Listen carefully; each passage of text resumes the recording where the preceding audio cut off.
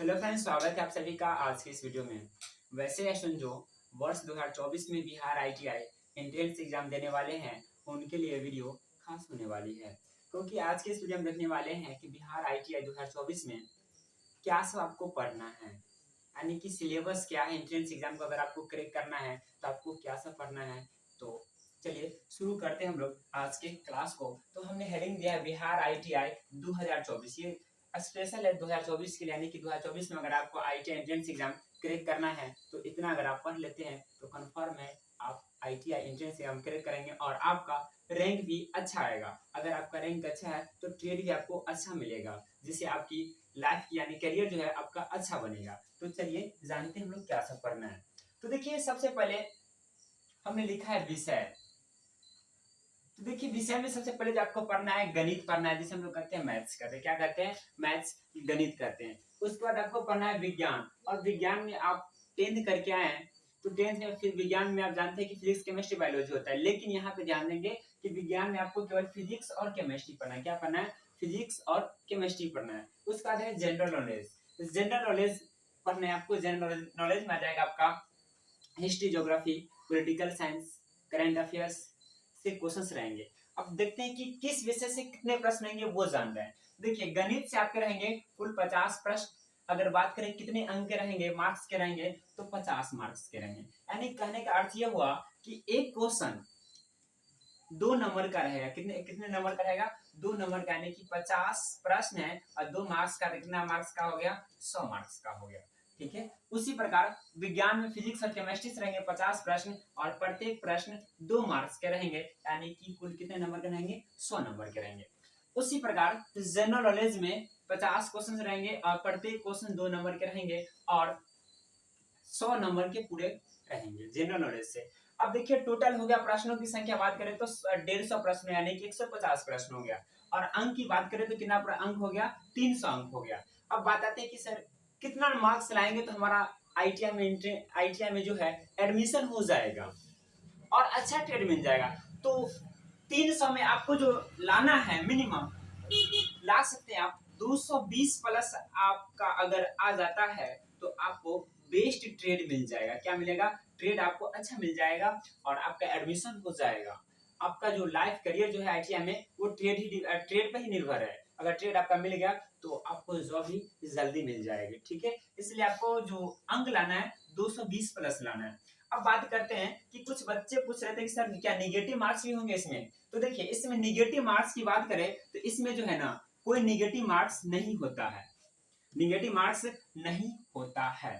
और negative marks का अर्थ क्या हुआ पता है आपको? कि कुछ कॉम्पिटिटिव एग्जाम में होते हैं कि अगर आपने सही किया तो उसके लिए तो नंबर मिलता है, लेकिन आपने गलत किया तो उसका भी नंबर जो है ना मार्क्स जो माइनस कर लिया जाता है। लेकिन आपको बतला दे कि आईटीआई एंट्रेंस एग्जाम में निगेटिव मार्क्स नहीं है। निगेटिव मार्क्स क्या है? वो नहीं, यानी कि आपको गलती करने की गलती भी करते हैं तो आपका अंक नहीं माइनस होगा, यानी कि आपको पूरे प्रश्न अटेम्प्ट करके आना है, यानी कि सभी प्रश्नों को बना के आना है। ठीक है। चलिए उम्मीद करते हैं आप लोग निगेटिव मार्क्स समझ गए होंगे और ये भी आपका जो था किस विषय से कितना प्रश्न आएंगे और कितने नंबर के रहेंगे ये जान गए होंगे। अब जानते हैं हम लोग कि मैथ में क्या पढ़ना है, विज्ञान में क्या पढ़ना है, जनरल नॉलेज में क्या पढ़ना है। तो देखिए तो सबसे पहले हम लोग जानते हैं कि मैथ में आपको क्या सब पढ़ना है। मैथ्स जानते हैं ना, गणित सभी आदमी पढ़ के आएंगे, कम से कम 10th तो करके सभी आदमी आए होंगे। देखिए आपको जो मैथ्स में सबसे पहले पढ़ना है ट्रिगोनोमेट्री। क्या पढ़ना है? ट्रिगोनोमेट्री, जिसे हम लोग कहते हैं त्रिकोणमिति करते हैं। क्या करते हैं? त्रिकोणमिति करते हैं। उसके बाद आपको पढ़ना है जियोमेट्री, जिसे हम लोग क्या कहते हैं हिंदी में? ज्यामिति कहते हैं। क्या कहते हैं? ज्यामिति। और तीसरा पढ़ना है कोऑर्डिनेट जियोमेट्री, जिसे हम लोग कहते हैं निर्देशांक ज्यामिति या नियामक ज्यामिति कहते हैं। उसके बाद 4 नंबर है एपी जीपी एचपी। आप 10वां में होंगे तो एपी पढ़े होंगे, अर्थमेटिक प्रोग्रेशन जिसे हम लोग कहते हैं, और हिंदी होता है समांतर श्रेणी पढ़े होंगे। तो कभी कभी प्रश्न ऐसा देखा जाता है कि जीपी और एचपी से भी आ जाता है, लेकिन आपको एपी पर ज्यादा ध्यान देना है। एपी से आपके एग्जाम में क्वेश्चन ज्यादा आता है और जीपी एचपी से बहुत कम क्वेश्चन आते हैं। उसके बाद 5 नंबर है प्रोबेबिलिटी, जिसे हम लोग कहते हैं प्रायिकता कहते हैं। क्या कहते हैं? प्रायिकता। उसके बाद है परमुटेशन। उसके बाद 7 है कॉम्बिनेशन। उसके बाद 8वां है सेट थ्योरी। क्या है? Set theory. जो बच्चे 12th करके आएंगे उनको पता होगा परमुटेशन, कॉम्बिनेशन, शेयर थ्योरी। लेकिन आप चिंता मत कीजिए, अगर आप इस बैच में ज्वाइन करते हैं तो आपको पूरा सिलेबस पढ़ाया जाएगा, ठीक है। तो देखिए उसके बाद है 9 नंबर है एस्टेटिक्स, जिसे हम लोग क्या करते हैं, सांख्यिकी करते हैं। ये सभी का तैयारी हम लोग अच्छे तरीके से करने वाले हैं, इसलिए पहले आप सिलेबस को जान लीजिए, उसके बाद आपको तैयारी कैसे करना है वो भी हम आपको बतलाएंगे।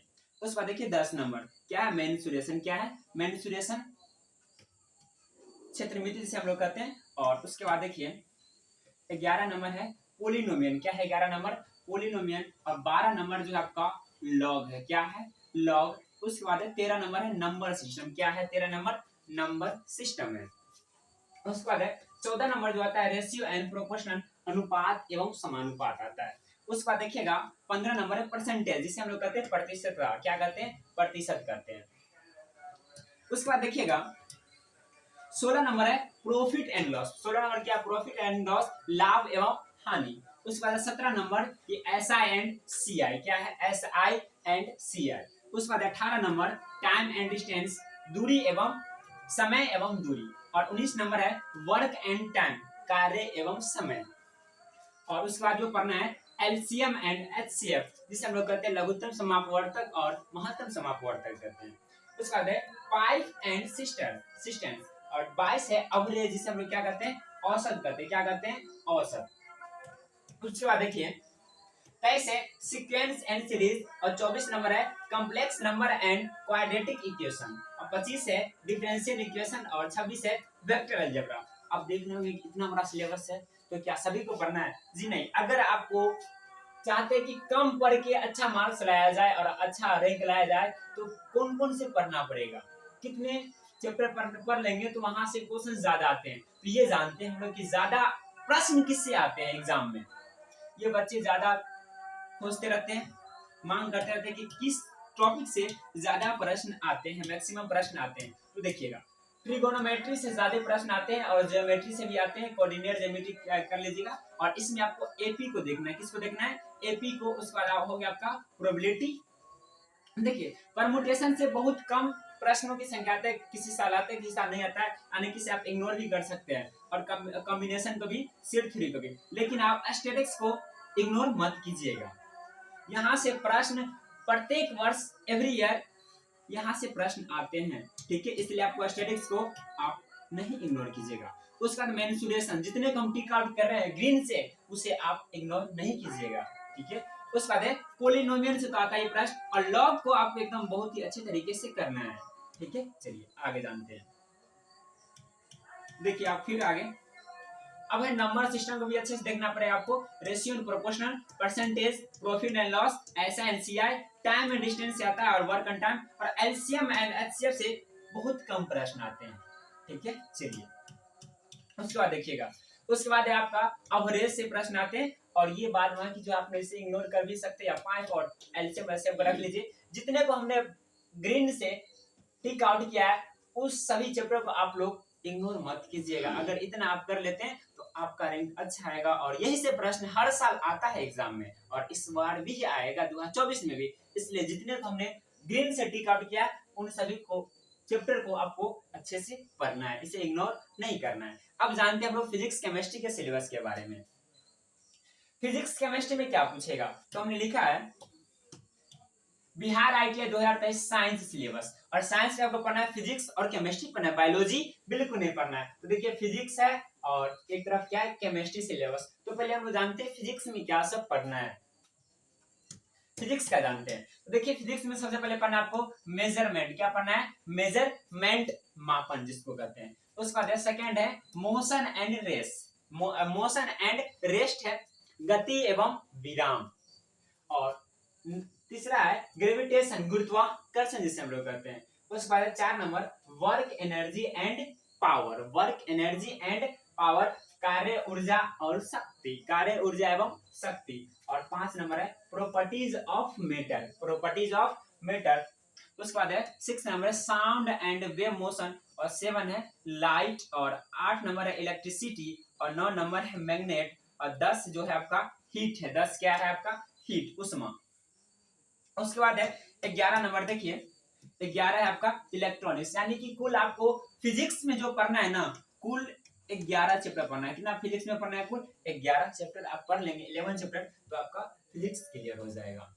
हाँ, ध्यान देंगे फिजिक्स से जो है ना आपका न्यूमेरिकल भी आता है। क्या आता है? फिजिक्स से आपका न्यूमेरिकल पे ध्यान देंगे। न्यूमेरिकल प्रश्न भी आपको आएगा फिजिक्स और केमिस्ट्री दोनों से। न्यूमेरिकल आपको करना जरूरी है, फिजिक्स और केमिस्ट्री दोनों से आपका न्यूमेरिकल आता है, ठीक है, इसलिए आप न्यूमेरिकल भी साथ में करेंगे। चलिए अब जानते हैं हम लोग इसका केमिस्ट्री का सिलेबस जानते हैं, यानी केमिस्ट्री में आप लोग को क्या पढ़ना है, क्या सब पढ़ना है। तो देखिए केमिस्ट्री के सिलेबस में देखिएगा, तो हमने लिखा है केमिस्ट्री सिलेबस। तो देखिए केमिस्ट्री में सबसे पहले आपको जानना है बेसिक केमिस्ट्री। क्या पढ़ना है आपको? Basic chemistry. उसके बाद है सेकेंड है पीरियोडिक टेबल। यहाँ से तो प्रश्न हर साल रहता ही है और इस बार भी रहेगा ही, पीरियोडिक टेबल से प्रश्न आता है। और उसके बाद है जो आपका मेटल एवं नॉन मेटल, और फोर्थ है रेडॉक्स रिएक्शन। उपचयन और अपचयन दोनों एक साथ होता है, तो क्या उसे हम लोग कहते हैं रेडॉक्स, आप पढ़े भी होंगे। उसके बाद है रेडियो एक्टिविटी, 6 नंबर है मोल कंसेप्ट, और 7 है इक्विवेलेंट वेट, और 8 नंबर है एटॉमिक स्ट्रक्चर। क्या है? Atomic structure. और 9 नंबर जो आपका मेटर एंड इट्स प्रॉपर्टी, और 10 नंबर जो आपका केमिकल रिएक्शन। 10 क्या आपका केमिकल रिएक्शन। नेक्स्ट देखिएगा क्या है, नेक्स्ट जो आपका 11 नंबर केमिकल बॉन्डिंग, और 12 नंबर है फ्यूल्स ईंधन, और 13 नंबर है ऑर्गेनिक केमिस्ट्री, 14 है इनऑर्गेनिक केमिस्ट्री, 15 है सॉल्यूशन, और 16 है daily life chemistry. Daily life यानी कि आप अपनी लाइफ में जो डेली लाइफ प्रत्येक दिन यूज करते हैं वहां से भी क्वेश्चंस आते हैं। तो ये था आपका फिजिक्स और केमिस्ट्री का सिलेबस, और मैथ का हम लोग देख चुके हैं। अब बाकी जो है वो है जनरल नॉलेज। क्या है? General knowledge. तो देखिए जनरल नॉलेज में आप लोग को क्या पढ़ना है। वैसे तो जनरल नॉलेज का सिलेबस बहुत बड़ा होता है, लेकिन आपको बहुत कम पढ़ना है। आईटीआई में आप कम पढ़ के भी अच्छा ला सकते हैं। जैसे जैसे देखिए पहला जो आपका पढ़ना है फेमस बुक एंड ऑथर, प्रसिद्ध पुस्तकें और उनके लेखक के बारे में आपको जानना है, जो प्रसिद्ध पुस्तक है। उसके बाद है दूसरा इंडियन पार्लियामेंट, भारतीय संसद के बारे में हमको जानना है। और उसके बाद है ज्योग्राफी पढ़ना है, जूलॉजी जो बायोलॉजी है, बायोलॉजी तो पढ़ रहे हैं, बोटनी और जूलॉजी। और 5 नंबर है history, culture, tradition and festivals पढ़ना है। और 6 नंबर है स्पोर्ट्स यानी खेल संबंधी प्रश्न रहते हैं। उसके बाद है बेसिक जी के, जो आप लोग बच्चे में पढ़े होंगे वहां से भी क्वेश्चंस कभी कतार आते हैं, इसलिए बेसिक जी के आप लोग देख लेंगे। और 8 नंबर जो है वो है इन्वेंशन इन द वर्ल्ड, और 9 नंबर जो है इंडियन पॉलिटिक्स, जिससे राजनीति शास्त्र करते हैं भारतीय, और 10 है इंडियन कल्चर, और 11 है बेसिक कंप्यूटर। कंप्यूटर के बेसिक नॉलेज आपको रहना भी जरूरी है, और यहाँ से भी कभी कभी प्रश्न आया। तो उसका फिजिक्स है, फिजिक्स का तो जान ही गए। उसके बाद 13 नंबर इंडियन हिस्ट्री, क्या है? इतिहास, भारतीय इतिहास से रहेगा। और उसके बाद 14 नंबर इंडियन इकोनॉमी, और 15 है famous day and dates, famous प्रसिद्ध कौन दिवस जान लीजिए, कौन सा दिवस किस दिन मनाया जाता है, यहाँ से भी आपके प्रश्न रहेंगे। तो ये था आपका जनरल नॉलेज का सिलेबस, और यहाँ पे आपका सिलेबस के बाद समाप्त हो जाती है। और हमने आज जाना कि आपको फिजिक्स में क्या पढ़ना है, केमिस्ट्री में क्या पढ़ना है, जनरल नॉलेज में क्या पढ़ना है, मैथ्स में क्या सब पढ़ना है। अगर आप इतना पढ़ लेते हैं तो आपका रैंक जो है बहुत ही अच्छा आएगा। तो अब बात आती है कि तैयारी इसका कैसे करेंगे। तो देखिए ये वीडियो ज्यादा लेंथी हो जाएगी, इसलिए इस वीडियो को हम लोग यहाँ पे विराम देते हैं। और अगले वीडियो में जानेंगे और कैसे आपको तैयारी करना है, पढ़ना कैसे है, वो हम लोग अगले वीडियो में जानेंगे। और कोई एक टॉपिक मैथ या फिजिक्स का हम लोग शुरुआत भी करेंगे, आपके लिए बिल्कुल फ्री करेंगे, ठीक है। तो चलिए आज के लिए रखते इतना ही, मिलते हैं अगले वीडियो में। जय हिंद, जय भारत।